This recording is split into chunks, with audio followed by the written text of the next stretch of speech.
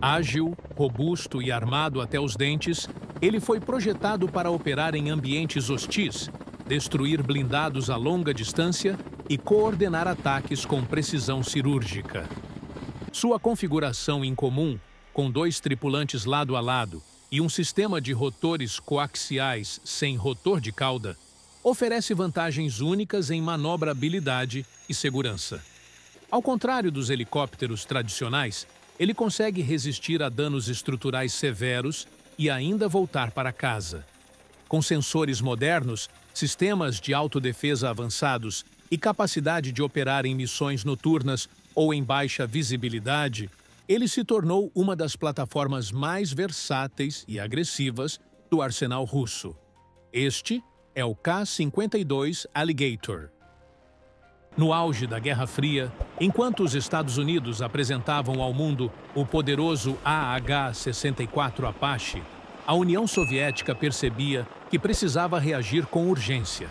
O helicóptero Mi-24, que até então era o símbolo da Força Aérea Soviética, já não era suficiente. Ele misturava funções de transporte e ataque, mas não era um helicóptero de combate puro, como o Apache. E isso se tornou um problema. O Apache foi criado para caçar tanques, operar com precisão em ambientes hostis e resistir a impactos, graças a motores separados que garantiam mais chances de sobrevivência, mesmo se um deles fosse atingido. Já o Mi-24 tinha os 2 motores instalados lado a lado, bem no topo do compartimento de carga. Em combate real, isso significava que um único acerto podia comprometer toda a aeronave. Diante dessa vulnerabilidade, o alto comando soviético lançou um novo programa. Eles queriam um helicóptero capaz de enfrentar o Apache em pé de igualdade, com inovação e poder de fogo. A disputa pelo projeto ficou entre 2 gigantes da aviação russa, a consagrada fabricante de helicópteros Mil, responsável pelo próprio Mi-24, e a menos prestigiada Kamov, conhecida principalmente por seus helicópteros navais. Enquanto a Mil apostou em uma versão mais convencional, parecida com o Apache, 2 assentos, 2 motores em lados opostos e armamento pesado, a Kamov decidiu arriscar tudo numa solução radical. Eles trouxeram para o campo de batalha uma tecnologia que dominavam bem: o rotor coaxial. A Kamov aproveitou esse design e criou um protótipo chamado V-80. E mais uma vez, eles ousaram. Ao contrário do Apache e dos projetos da Mil, o V-80 teria apenas um piloto. A justificativa era clara: reduzir custos, simplificar a operação e investir na proteção máxima desse único tripulante.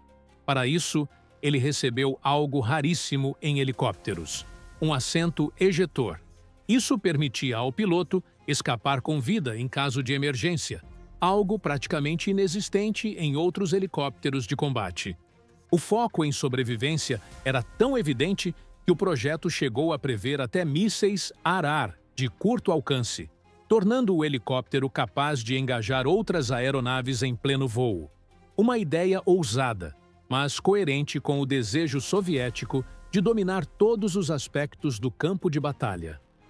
Nos anos 80, o projeto evoluiu. O foco se voltou para a função clássica de ataque ao solo, especialmente contra blindados. Com o avanço dos mísseis Hellfire pelos americanos, a União Soviética correu atrás de algo equivalente. E assim nasceu o Vickers, um míssil guiado a laser com alcance de até 12 quilômetros. Bastava o piloto marcar visualmente o alvo, e o sistema cuidava do resto. Guiava o míssil de forma automatizada até a destruição. Isso fazia com que um único piloto fosse capaz de operar a aeronave, pilotar e lançar ataques com precisão, pelo menos na teoria. Em 1990, o projeto foi oficialmente aprovado. A produção começou e o helicóptero recebeu o nome K-50. Em feiras internacionais, ele ganhou o apelido de Black Shark, graças ao seu visual agressivo e pintura escura. Ele impressionava. Era ágil, robusto e armado até os dentes. Além do canhão de 30 mm fixo na lateral, Ele podia carregar uma ampla variedade de mísseis, foguetes e bombas guiadas. A automatização dos sistemas de mira, navegação e controle também era um avanço notável para a época. Mas havia um problema que não podia ser ignorado. A decisão de manter apenas um piloto estava causando muitos problemas. Durante os testes, a limitação operacional ficou evidente. Em simulações complexas, o piloto precisava voar em baixa altitude, evitar defesas aéreas e localizar até 25 alvos escondidos no terreno. O Apache conseguia cumprir quase todas as tarefas. O K-50, por outro lado, só conseguiu acertar um único alvo. O piloto mal conseguia conciliar voo tático e mira de precisão. Essa sobrecarga mental era inaceitável em combate real. Por isso, o projeto quase foi abandonado. A situação piorou ainda mais quando a Guerra da Chechênia estourou. O K-50 foi enviado ao conflito e, embora tenha demonstrado desempenho técnico excelente, enfrentou dificuldades operacionais. Ele passou a voar sempre ao lado de helicópteros K-29, que serviam de apoio e orientação, mostrando que o projeto não era autossuficiente. A concorrência interna percebeu a brecha. E a MIL pegou seu antigo Mi-28, atualizou sensores, armamentos e aviônicos, e criou o Mi-28N, um helicóptero com radar, voo noturno e 2 pilotos. Tudo que o exército queria. Diante disso, o governo russo decidiu abandonar o K-50 e adotar o Mi-28N como principal helicóptero de ataque da Força Aérea. Era o fim de uma era para a Kamov. Ou quase. Eles tinham uma carta na manga. Ainda durante os testes do K-50, uma versão de 2 assentos estava sendo desenvolvida, voltada para missões de reconhecimento e comando. E foi justamente esse projeto que daria origem ao K-52 Alligator, a evolução direta do Black Shark, com mais sensores, mais armamento e, agora sim, 2 pilotos para dividir a carga de trabalho e melhorar a eficácia no campo de batalha.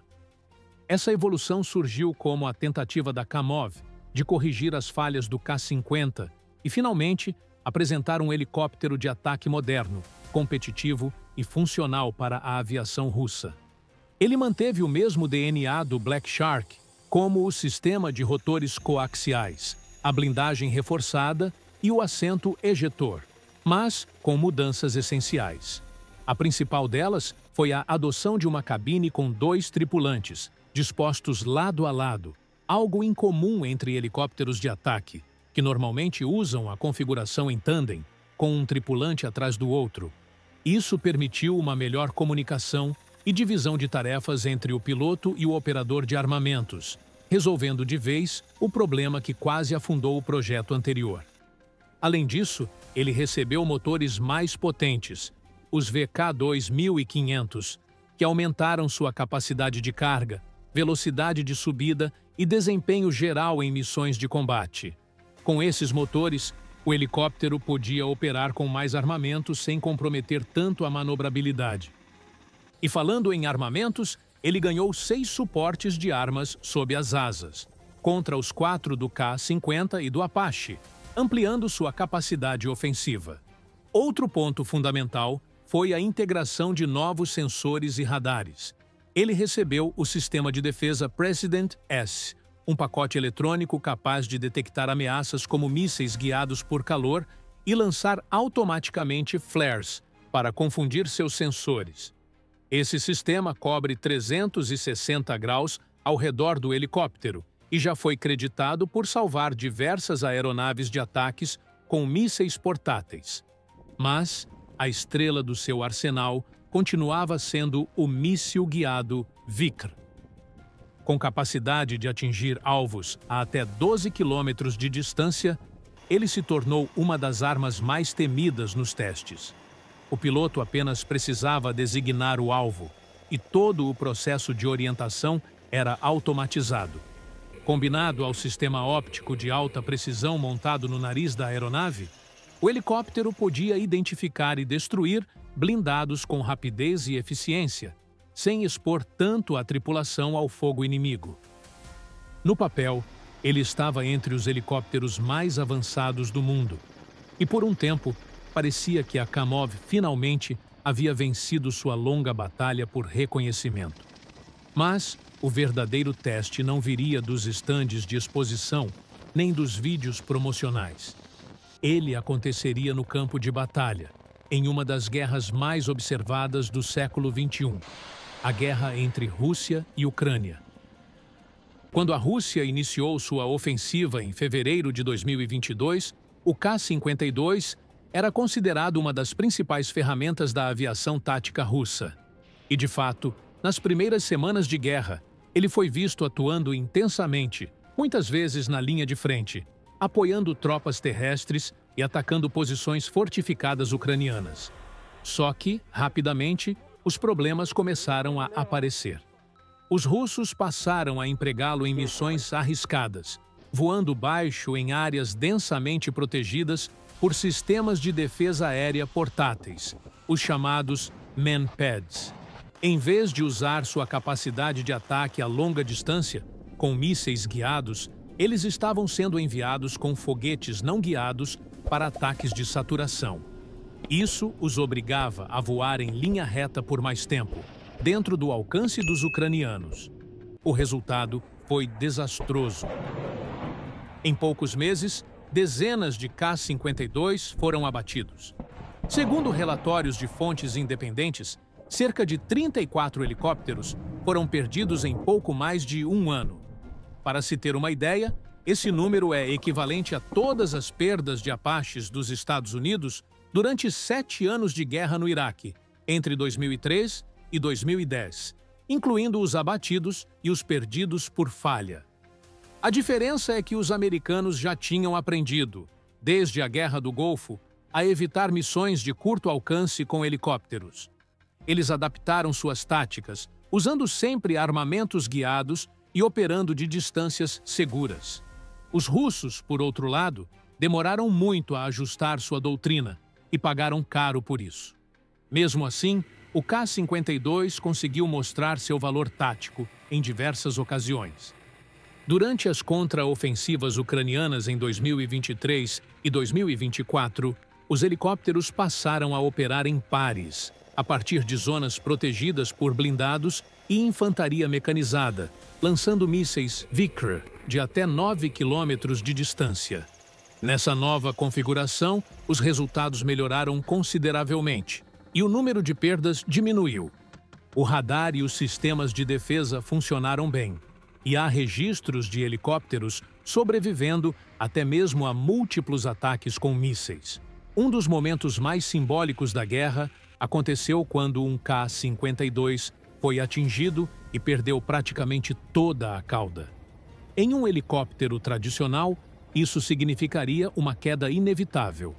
Mas seu sistema de rotor coaxial permitiu que ele continuasse voando, ainda que com dificuldade, e pousasse com segurança.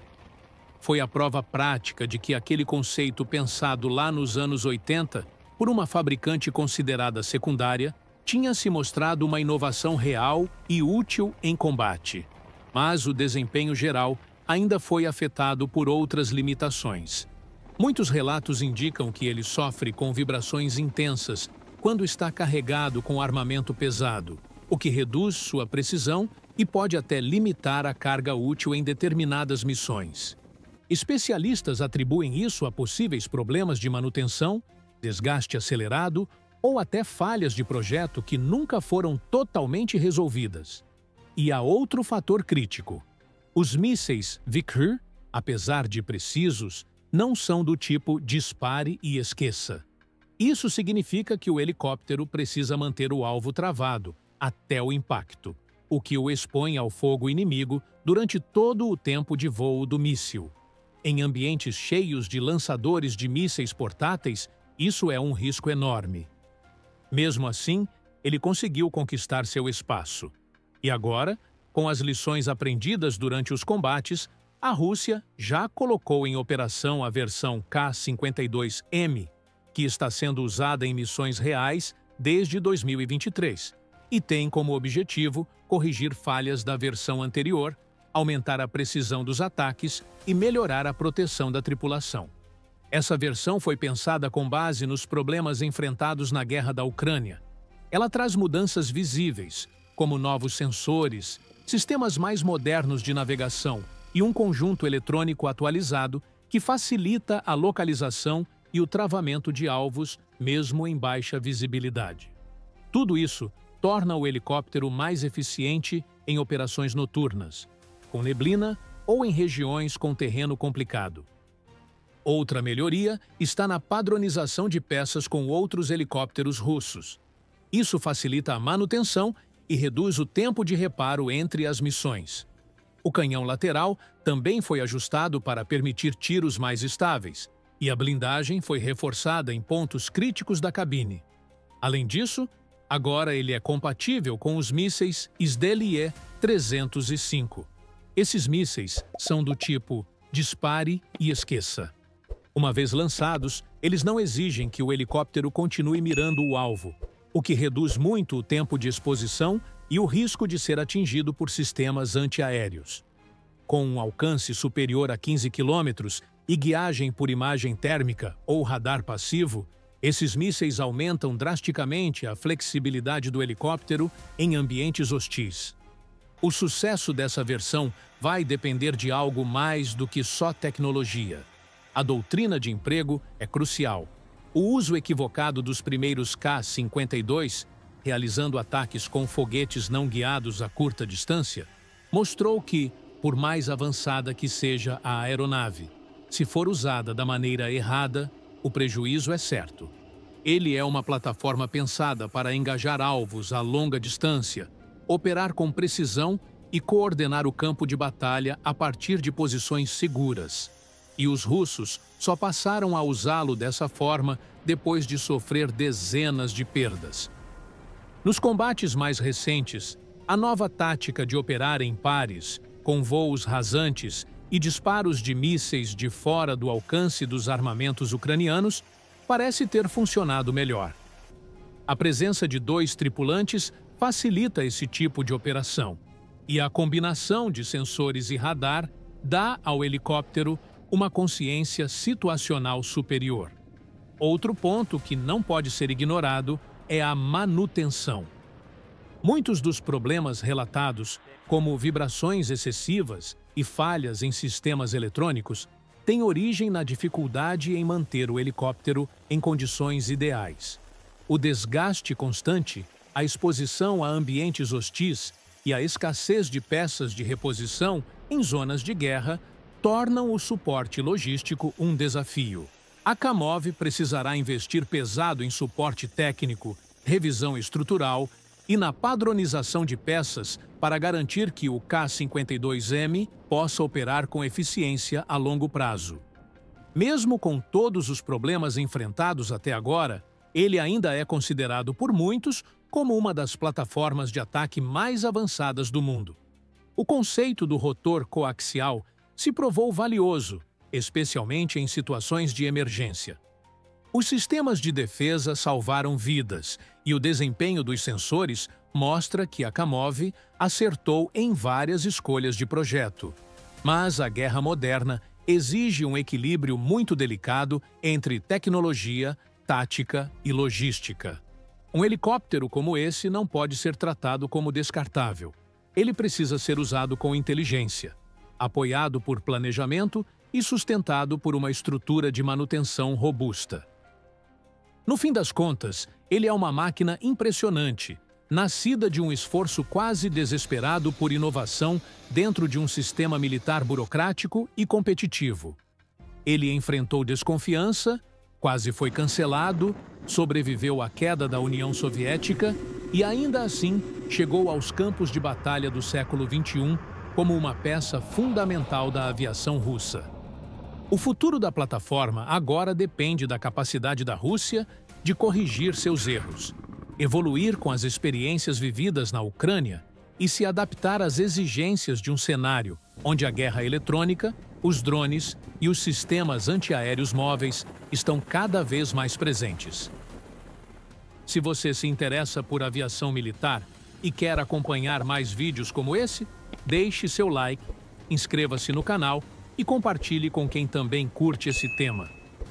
Dessa forma, continuamos a explorar juntos os bastidores dessas máquinas voadoras que marcaram e ainda marcam a história da aviação militar.